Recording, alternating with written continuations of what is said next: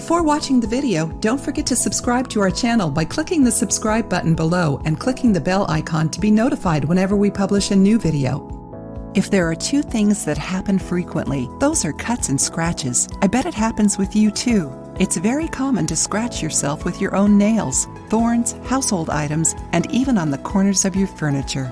Cuts usually happen more frequently in the kitchen or in the outside area of your house when you are doing some repairs. Most of them aren't very deep and many times heal on their own, but the deeper ones usually cause bleeding, redness, and pain.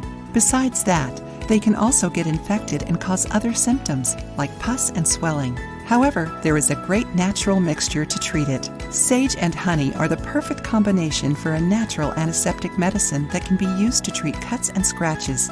Did you know that? Sage is known since ancient times for helping treat cuts and scratches thanks to its antiseptic and antimicrobial properties, which stop the growth of bacteria and other pathogenic microorganisms. It also helps restore the tissues for an optimal healing. And organic honey is one of the most popular natural medicines to treat cuts and scratches.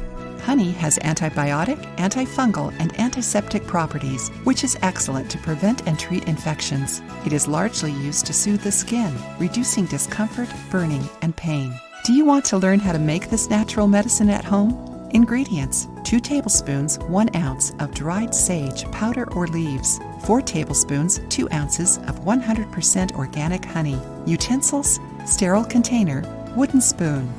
Directions: if you choose sage powder, set it aside. If you have dried sage leaves, grind them until you have a fine powder. After that, put this powder in a jar that was previously sterilized and add the honey. Mix well with a wooden spoon.